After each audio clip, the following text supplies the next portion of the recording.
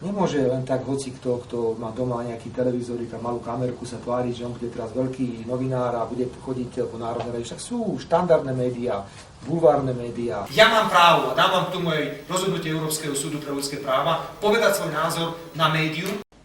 Budem expresívny, môžete to kľudne použiť.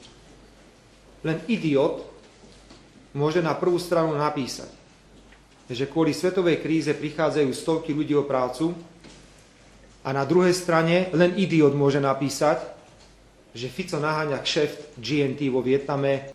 A idiot napíše, že idem robiť kšeft pre GNT. A zase to poviem teraz. Len idiot z Nového času môže napísať. A idiot z Nového času napíše, že si nevšímame 10% nezamestnaných ľudí. Prepáčte, len idiot z denníka SME môže napísať, že sme si nechali vynoviť za 30 miliónov korún nejaký tunel, ktorý je aj klimatizovaný. A idiot z denníka SME napíše, že Fico si dal postaviť klimatizovaný alebo vynoviť klimatizovaný tunel, ak je tu niekto z hospodárskych novín.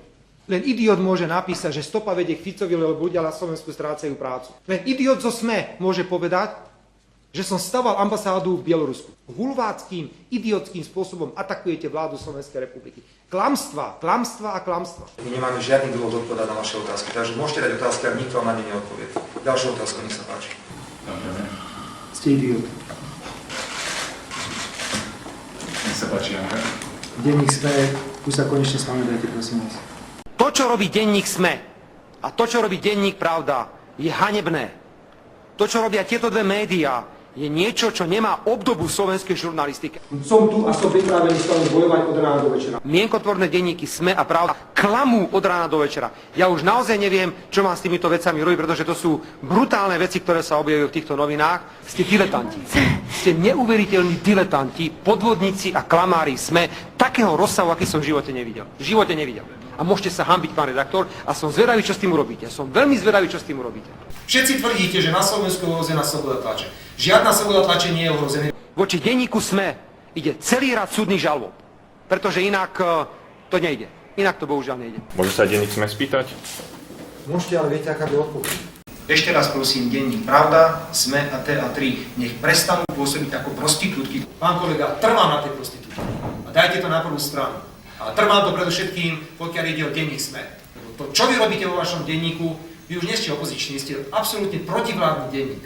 A to, čo píšete, aké nezmysly, aké klamstvá sa vo vašom denníku pravidelne objavujú, to už jednoducho nemá konca kraja. A trvám na to. Som presvedčený o tom, že píše klamstvá a podvodie. Denník SME to teda robí veľmi, veľmi často, veľmi pravidelne. My sa nenecháme oplúvať médiami len preto, lebo si myslíte, že môžete si dovoliť čo chcete. Obyčajné, hlúpe hyeny. Pán redaktor, ja by som chcel komunikovať s denníkom SME.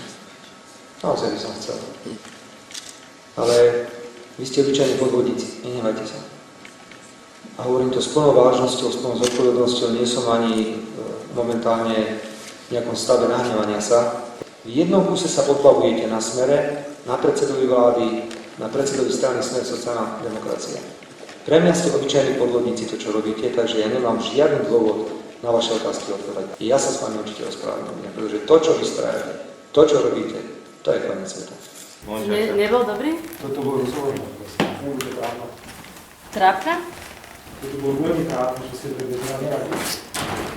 Toto, priatelia, je hynizmus najhrubšieho zrna, aký som ešte nikdy nevidel. Toto by neurobili najväčšie pasce na svete. To, čo si niektoré médiá dovolujú vo vzťahu k vláde, je absolútne neakceptovateľné. A budem tento názor hovoriť, ale budem konkrétne pomenovať médiá. Preto som dnes povedal 3 médiá. SME, Pravda a TA3. Denník SME je posadnutý nenávisťou k vláde a jej predstaviteľom. Denník SME je nedemokratický. Ja nemám dôvod s posadnutým, nenávistným a protivládnym denníkom. My máme právo pýtať si informácie, nechcete na to reagovať? Aj viacerí čakáme. Prečo ste nevypočuli pani Dubovcovú? Vypočujete ju ešte?